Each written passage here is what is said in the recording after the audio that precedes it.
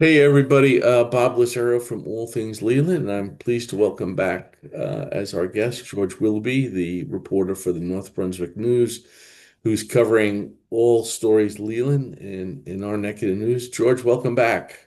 Hey, Bob, thanks for having me again. Yeah, Episode two welcome. of us.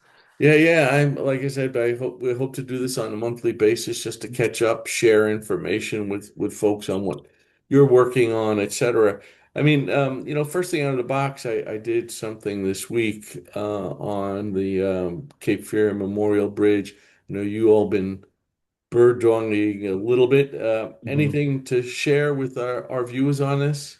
So the Wilmington MPO, Metropolitan Planning Organization, is going to meet tomorrow afternoon, and we're going to have a story about it Hmm. on in Friday's newsletter at Okay. northbrunswicknews.com. About there's a developer who has proposed building a toll bridge, Right. replacing the existing bridge and building a toll bridge. Um, they've got it as a 135-foot bridge. They say it'll cost about $1.1 billion. They say if they build it, and this company is called Building Bridges LLC, Delivering Bridges Okay. LLC. Um, they say it'll take them $1.1 billion to build it. And they say if the state builds it, it'll take another 100 million. So it'll take it to 1.2 billion. So back in March, the MPO heard this proposal for the first time, and they directed the MPO staff to investigate it and see what's going on and provide a report. So that'll be tomorrow. Okay. That'll come tomorrow. We don't know what decision will be made, if any.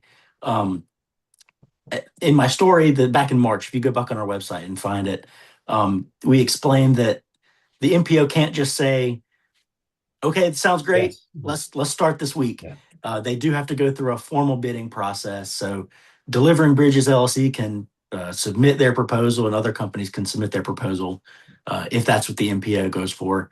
Um, they're short a lot of money. I think Yes. the last number I saw is 700 million Yes. short. They've received some state money, they've received some federal money, but they're short on money. And if they build a toll bridge, that would help. But as you know, and as I know, that's not a popular solution in this neck of the woods. Yep. Um, the We got a press release yesterday from the Brunswick Forest Civic Organization saying they were opposing it. They put out a statement that they were against it. The Leland Town Council has put out a statement against it. So we'll see what happens on the toll front. Um, but we'll know more later this week. I know you just had a pretty big interview come out today, actually, about the bridge. Yeah, I had a chance to talk with Veronica Carter, Council Member Carter, who is the alternate member on the WMPO, and Brayton Willis, who 40-year veteran of the U.S. Army Corps of Engineers. I mean, the fly in the ointment is the Corps of Engineers decision that this bridge has to be a certain height for navigable water purposes, which drives a considerable part of the cost. And so there's that, this is a matter of federal statute, right? The Corps makes the decision based on a matter of federal statute. So it's not something they could say, "Oh, never mind." So if that was going to change, the height of the buildings, bridge was going to change, it would require Congress to undertake several actions. And as Mr. Willis had explained, a change would require an environmental analysis, et cetera, to justify the fact that the bridge could be lower. Then, of course, you had the Corps Army engineers saying, well, we were thinking about dredging the channel, but we're not going to do that now. And so there is no heavy shipping traffic north of the bridge. So residents are caught in a catch-22. Someone who lives in Northern Virginia, there was a road that was built 20, 30 years ago called the Dulles Greenway, and it was a quick way to get from the Dulles Airport into Loudoun County. It was a buck or a buck 25. Well, as the toll went up and the state made improvements to other roads, it is now the most expensive toll road per mile in the country. And so when you look at tolling the Cape Fear Memorial Bridge, what you're doing is pushing traffic elsewhere. So this, oh, it's only going to be 275. really is not something that's going to stand the test of time, considering what has to be done to construct the bridge and pay the bonds, et cetera. So, this would be the first road in the history of the state, as far as I know, Mhm. that would impose a toll to replace an existing bridge. It's unfair to the region, seventh fastest growing region in the country, and people need to make their voices heard, whether or not it's with the state legislators or the federal legislators, and also the MPO. Because if the MPO says no, we're not going to continue on this vein, that delays the project because the project would lose points, and it would allow everyone to get together. And the port has not been a active voice in this conversation, and the U.S. military has not been enacted. This is a major hurricane route, has national security implications. You have the port, which is an important element.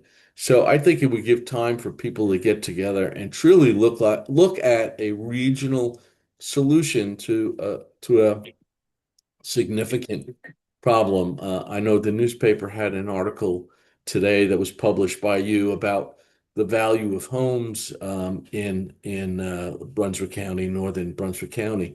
The fact of the matter is, though, is the Wilmington Myrtle Beach corridor is the fastest growing corridor in the country. Pod's just put out a press release about that. It's their number one market of people moving into. So the folks are not going to come. So the time to come to a correct solution is now. I'm glad there's a whole bunch of diverse groups supporting it. I'm going to be putting out something in a day or two on a website where people could see how to contact their local legislators, federal representatives, et cetera, to say this is a bad idea. So it'll be interesting to see what happens. Yeah, like you said, changing this road to a tolled road would Mm, actually require a change in state law. State law right now says that you can't take any segment of a non-tolled highway right. and turn it to a tolled road. So if eventually they want to do this, they're going to have to change the state law. So it's not, like we said, it's not just the MPO says tomorrow we're doing it. I mean, this will require action. I mean, truly, it will require an act of the state to pave the road, if you will, to make Yeah. this happen. And the NPO is, the NPO, while it has certain authority, I mean, they're not the bonder, they're not a revenue source, they're just the conduit, created by a federal statute where projects got to be rated, then they're submitted to the state. It really is time for the state of North Carolina to say, hey, look, this region, this corridor is really important to the economic development of the state. And we shouldn't be left holding the bag for something that the state should be and other parties should be paying for. So it'll be an interesting thing. I think I'm not sure that there's anyone who thinks that tolls are a good idea, other than delivering bridges who'll be making some money on this whole deal. So it'll be interesting to see what happens. One of the things that is coming up is good news, is the opening of Founders Park coming up on Friday. I believe the ribbon cutting's at 5:30. I know you all been covering a little bit of that story. What do you hear? What do you know? Yeah, so we'll be out there for sure. I'll be out there taking some pictures and Okay. uh, shaking hands, meeting babies, as they say. Okay. I'll be out there taking some pictures. I'll be out there for the ribbon cutting for sure. That's at 5:30 Yep. at Founders Park, and then kicking off. That's kicking off the summer of concerts at the new amphitheater out there at Founders Park. So the first band they've got is the Embers featuring Craig Woolard. Yeah. That starts at 6 o'clock on Friday. But they've got a bunch of stuff out there. They're going to have mini golf, axe Yeah. throwing. Community groups are going to have tables out there. So Okay. it'll truly be a big night for the town. Yeah, I We were feel talking earlier about yeah, just all the things that are out there now, the splash pads out there. yeah. It's been packed every time I've been to a meeting over at town hall. You just look over at the splash pad and it's packed full of kids. So And the playground. And what's interesting too, George, is that you have this nice civic complex now. You have town hall, you have the senior center, you have Founders Park, and the library, and they're all interconnected either with parking lots or paths, bike paths, etc. But the one thing that is interesting to me is it's demonstrative of the changing demographics of Leland and Yeah. Northern Brunswick. You think of Brunswick as Northern Brunswick, at least a lot of folks like myself with white hair. But I got to tell you, tons of kids. My grandson loved the splash pad. We were at the playground, loved that. We're over at the library for story time. Lots of little kids, lots of young moms, expecting number two and number three. But I think it's a demonstrative, you know, visualization of what's happening in our town and in our neck of the woods. Younger families, kids looking for things to do, and founders, even though it was delayed, is just a really brilliant addition to the town. So I hope people get a chance to go out and visit it. I've walked the ground several times. It really, really is nice. Hey, you've been doing a lot of reporting on e-bikes and annexation powers and the town manager's review process. Let's talk about e-bikes to begin with.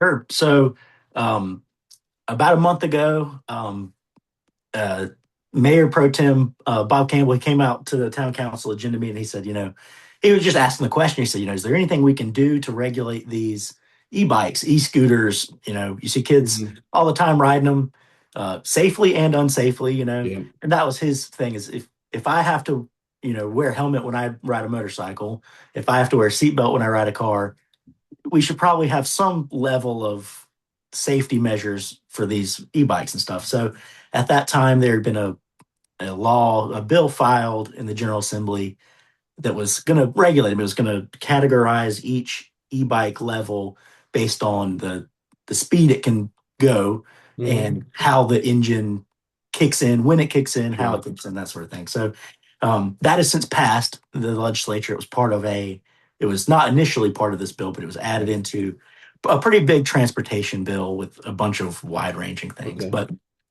that those levels exist. You can find that on our website. Okay. If you go and just search up e-bikes on our website, you can Yeah. find that. But they've come back now, and they're gonna push for it a little bit. Explore it a little further about, can we require helmets in all these situations? There are situations where if you're under 18, you have to wear a helmet. If you're over 18, you don't. There are Hmm. situations like that in that new regulation. So the town council wants to find out if there's a way they can go further and say Sure. at all times you have to wear a helmet, or you can only ride it in certain places, not on the road, that sort of thing. Hmm. So we'll have more next month for sure once that comes back to the council. So, from what I've read is I guess they're taking a step back, doing a little bit more research, etc. E-bikes can move at a fairly fast pace, and I can see where Mr. Campbell's concern is about people being injured, either falling off and hurting themselves or running into a pedestrian or another bicyclist. So the concern is well placed. Whether or not how far the state code allows the town to do things is interesting. And speaking of state code, the General Assembly just changed the law that now allows the town of Leland back into the annexation process. For our view is the town cannot do a hostile annexation. It has to be something that the property owner requests of the town to be annexed into the under the town jurisdiction. What can you tell us about that? Yeah, so back in 2023, before my time here in the Yes. town, but um, the state legislature imposed a moratorium on the town. They said no more annexations, and there was a deadline that you could still act on any annexation filed before a certain day. So Right. there have been a trickle of annexations Yes. that the town has had, but there was a hard date that said no more after this.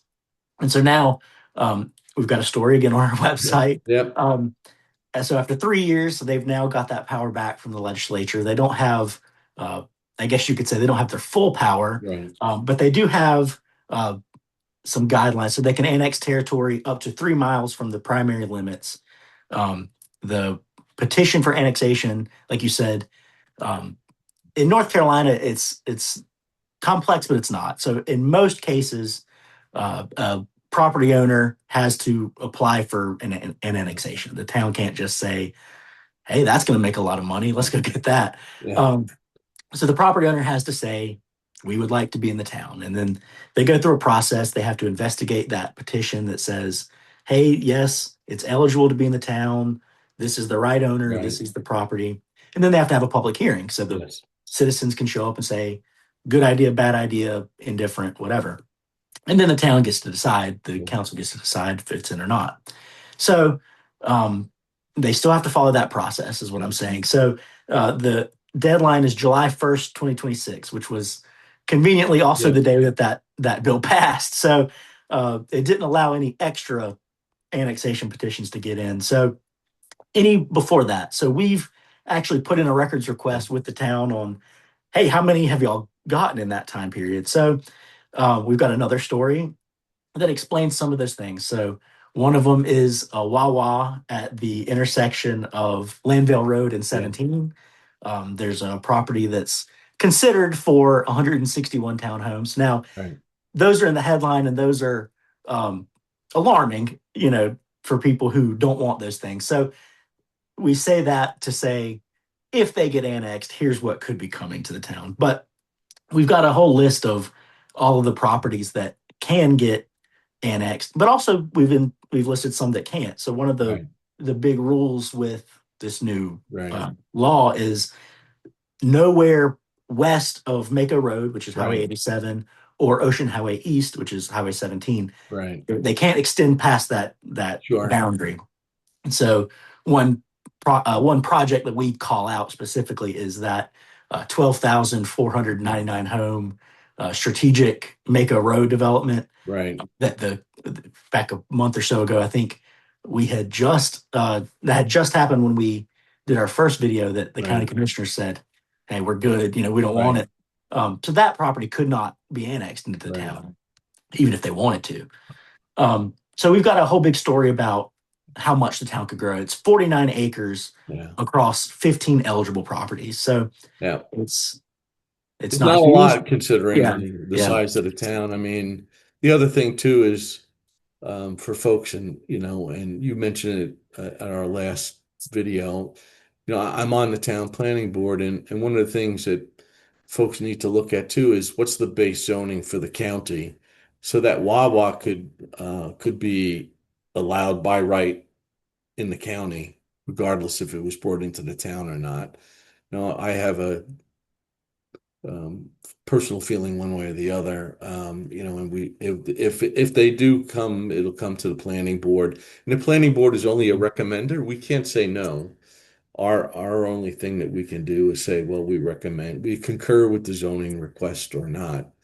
There was a request not too long ago at the same time that another project was before the planning board that was property in the county that was zoned low density country style housing in the county. They requested to come into the town at a higher density, and the planning board recommended conservation for the property. So just because someone applies doesn't mean that the planning board would concur. And so that project, I believe that the people who made that request have withdrawn the request for the moment. I'm sure they'll be back, but I think it gives people should understand that there is thought given to how this process works. One of the things that you also did, and I appreciate it because it's a lot of newspaper stories online and otherwise, is your Ask North Brunswick News, especially on the data center issue. I mean, the sky, I've seen comments, the sky is falling, they're going to suck all of the water out of the ground. The fact of the matter is, the town of Leland has not received a single data center zoning request. And the town, and you wrote about it, I think has done a very good job in protecting the town in terms of ensuring the availability of water, closed loop systems, tier four natural gas generators. All the equipment needs to be hidden, sound requirements, sound studies, water studies, etc. So I'm presuming that more of these types of Ask NBNs will be coming. Yeah, of course. So our goal is to have one a week if we Yeah, can. Our first one was it was asking BN, is there a data center coming to right. Leland? So back in March, Yeah, and you were involved in that as part of as the yes, planning board. The town created a set of rules. yeah, If a data center wanted to come, here's the things it would have to do. And they said at the time, we haven't heard anything, but yeah, if we do, we're getting out ahead of these concerns. yeah, And so then there's been a lot of people saying, well, why would they do these rules if there wasn't someone coming? Um, and then there are other people saying, well, Leland's trying to court a data center. Well, we asked again just to confirm in the town at the time. So this was a couple weeks ago, back in June. The town still had not had any contacts from any data center representative wanting to come to the town. So we just wanted to make sure that we got that out and yeah. explain in pretty plain terms what those rules are um, for a Yeah, data center. coming from Northern Virginia where there were no rules and they're playing a lot of catch up. Charlotte has adopted an ordinance as well. I know the city of Southport was considering one. And this is, when you look at it, before there were any rules, a data center operator could come in and say, "Oh, we want to go in this area which allows warehouses." And data center is essentially an electronic warehouse. And the town would be up against it in terms of their request, and we would have no leverage as to the types of things that people have raised their concern about. At this point, I think that a lot of they're going to do this is overblown. If there was a data center operator who wanted to come to Leland, the planning board, they would need to have community meetings. They would have to have a public hearing before the planning board and the town council. Considering their by right in the county, I would imagine that if someone was coming, that's where they would go because other than some setback rules, etc., the county has nothing in terms of water, electricity, noise, etc., that I think the town staff did a really good job on in presenting and preparing the town in the event that they come. So kudos to the town staff on that. Last Yeah. but not least, there was a lot of news in your newspaper and online about the town manager review process. How Yeah, about a and little background on that? sure. So briefly going back to that asking me, and so if you want us to look into something that's going on Yeah, or not going on that you want to know kind of a process for, or really if you know what's being built on wherever, yeah, shoot us an email. So yeah, that email is news@northbrunswicknews.com, and we'll look into it and see what we yeah, can find out, and hopefully there's something we can get and put it in print so everybody can know what's going on. But yeah, so um, that's been about the most recent uh, crisis isn't the right word, but no, the biggest issue um, of the last few town council meetings.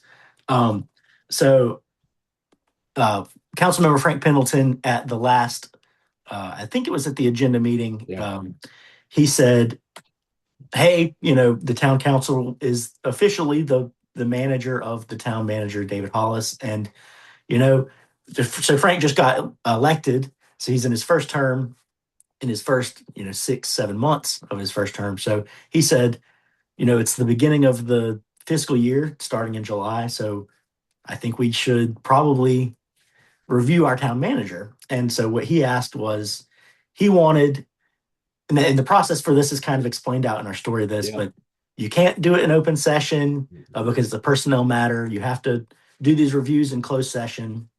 It's one of the few um, ways that or reasons that a town council could go into closed session, but he wanted them, and so he made a request to go to schedule a closed session for the Thursday night meeting.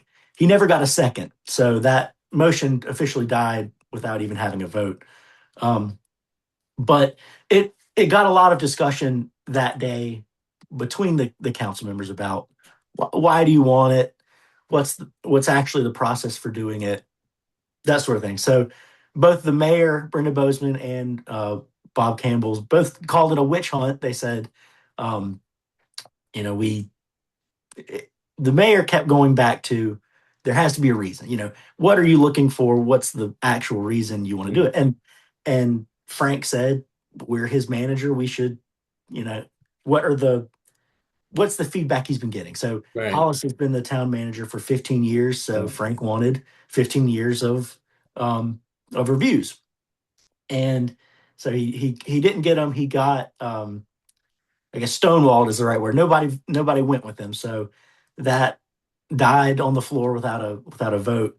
Um, there's been some discussion afterwards about uh, are we even sure he's getting a review? So I've talked with a couple council members. I've talked to some former council members that have confirmed yes, the town manager gets a yearly review.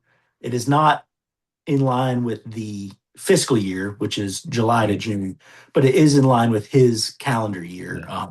So His he was hiring hired. date. That's Yeah. right. He was hired in November, so they do his annual review in November. Um, so I guess the best way to say that is we're a couple months away from them even going into closed session, and that's the point of it all. Is Yeah. we'll know they go into closed session, but Yeah. I don't think we'll have much of a Yeah. Well, as feedback on it.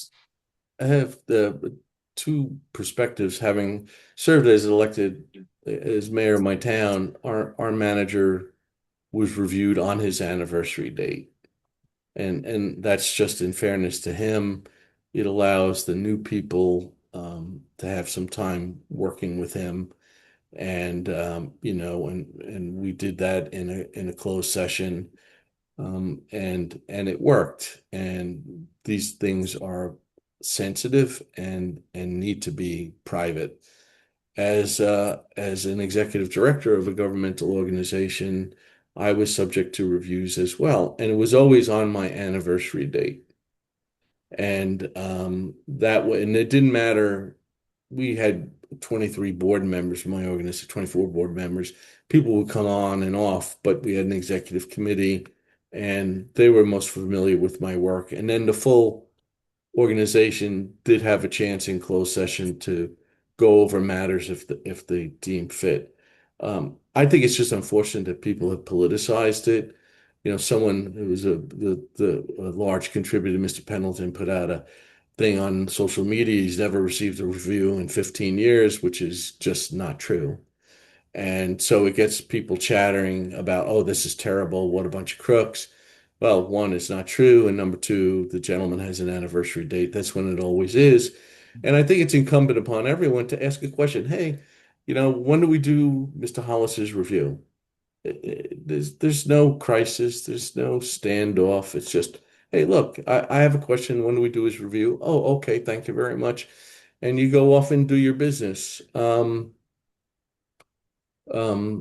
I just, I think that's the thing about the timing is um, they just did one when the yeah, election happened, yeah, and so Frank Pendleton and Leland hired because they just got on the board. They have to wait yeah, almost a full calendar year to get to that November yeah. schedule when they always Okay. have that. So they're just kind of if you could put it this way, they're the losers in this situation because they have to wait so long to get to that date. Well, I would just say that, Mr. Hire didn't support it just because, there's a process and we need to follow a process. I think it's fair to Mr. Hollis, it's fair to the other council members, etc. It's unfortunate that some folks want to politicize this man's way that he supports his family. I happen to think the town is a great place to live. Is it perfect? No, no place is. But he's done a very good job managing a very fast-growing community. And he knows what the risk reward is in this whole thing. But in fairness, if people want to do these kinds of things, they should talk to their colleagues and then come to an agreement as to when it's going to be done. And we'll see what happens. I think an important lesson learned for everybody. Um, with that, George, I want to thank you for your time. As always, it's a good conversation. I'm bringing my chairs and my cooler with soda. Please note, do not bring alcoholic beverages. There will be beer and cider sold at the event by I'm sorry. Brunswick Brewery and Cidery, a good local business right here in town. I appreciate your time, George. So thank you. All right, thanks, Bob. I'll see you Friday. Yes, you will. Weather permitting. Sure, sure.